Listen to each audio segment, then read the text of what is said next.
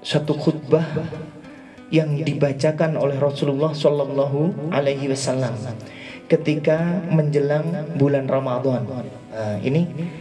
Ini ada di dalam kitab namanya Minhajul Balaghah. Diriwayatkan dari Imam Ali bin Abi Thalib kalau tidak salah. Jadi Rasulullah SAW pernah berkhutbah seperti ini.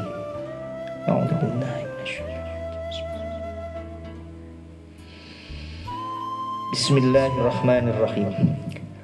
Wahai manusia, sungguh telah datang pada kalian bulan Allah dengan membawa berkah rahmat dan maghfirah. Bulan yang paling mulia di sisi Allah.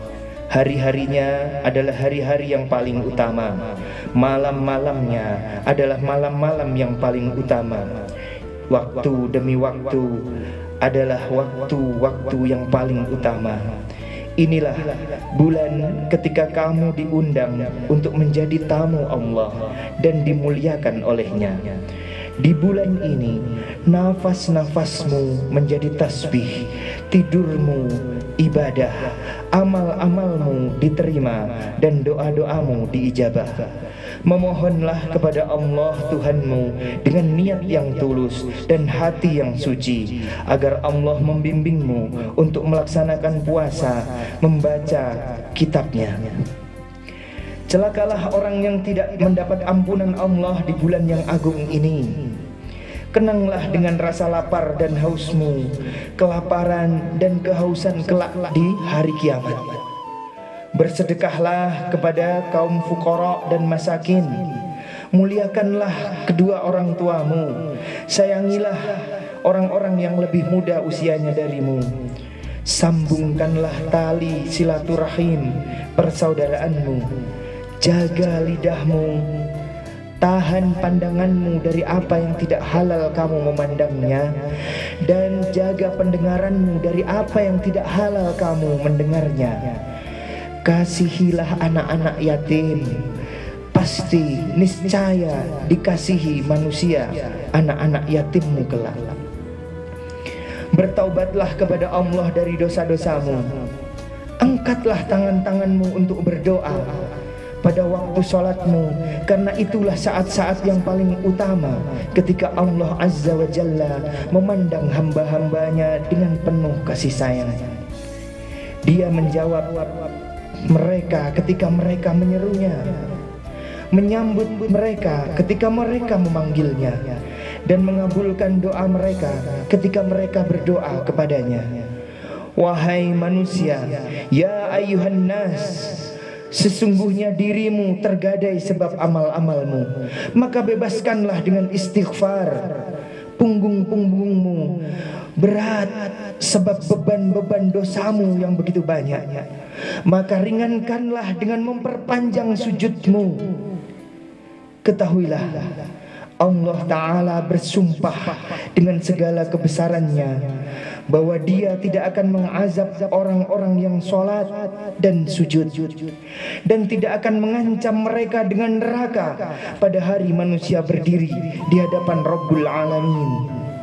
Wahai manusia, ya ayyuhan nas, barang siapa di antaramu memberi buka puasa kepada orang-orang mukmin yang berpuasa di bulan ini, maka di sisi Allah nilainya sama dengan membebaskan seorang budak, dan dia diberi ampunan atas dosa-dosanya yang lalu. Ada pertanyaan dari sahabat, ya Rasulullah, tidaklah kami semua mampu berbuat demikian? Tidaklah kami semua ini orang-orang yang memiliki harta benda untuk melakukan sedekah dan lain sebagainya itu?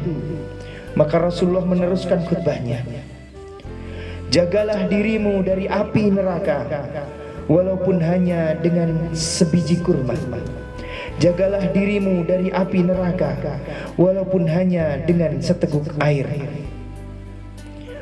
Ya ayyuhan nas, wahai manusia, siapa yang membaguskan akhlaknya di bulan ini, ia akan berhasil melewati Shiratal Mustaqim, pada hari ketika kaki-kaki tergelincir.